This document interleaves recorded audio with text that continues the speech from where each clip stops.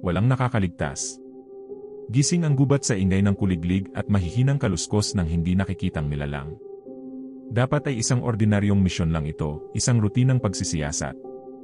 6 na sundalo ng Philippine Marines, pinamumunuan ni Sargento Torres, ang ipinadala upang siyasatin ang sunod-sunod na pagkawala ng mga magsasaka sa isang liblib na bayan.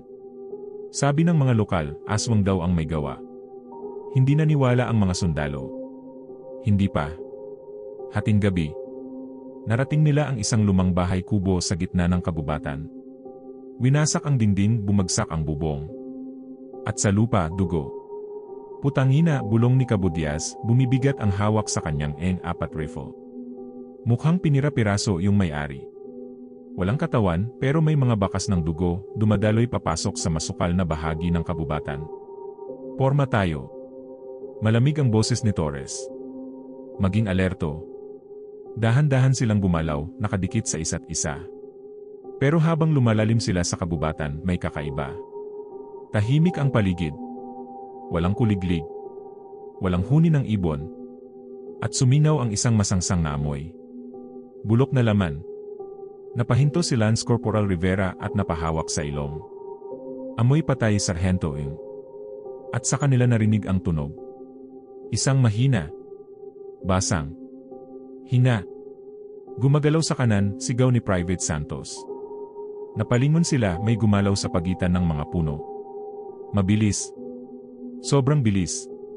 Ratatatat. Pinaputukan nila ang dilim. Nagkalat ang mga tingga sa hangin, winasak ang dahon at sanga. Ngunit pagkatapos ng putukan, wala. Tahimik muli. Naglakad si Private Cruz palapit sa pinaputukan nila, iniangat ang flashlight. Walang bangkay. Walang dugo. Putangina, bulong ni Diaz. Anong klaseng hayop yon? Tapos may boses. Hindi tao. Huwag kayong tumingin sa itaas. Napasinghap si Cruz. Dahan-dahan nilang inangat ang mga mata.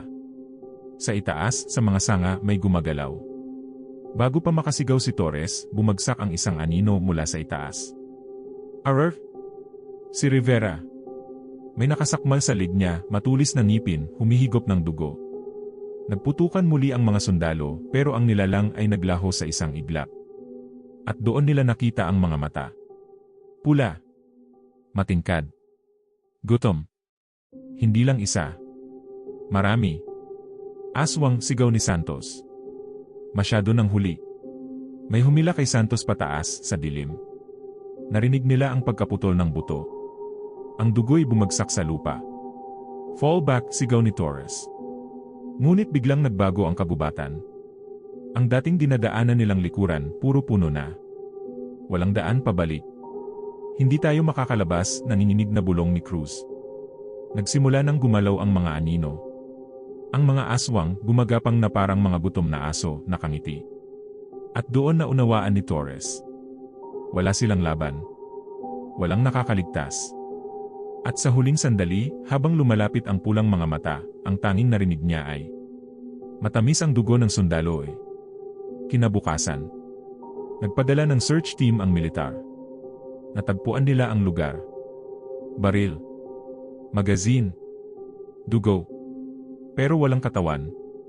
At nung lumubog ang araw, muling bumulong ang kabubatan. Gutom anay muli. Wakas.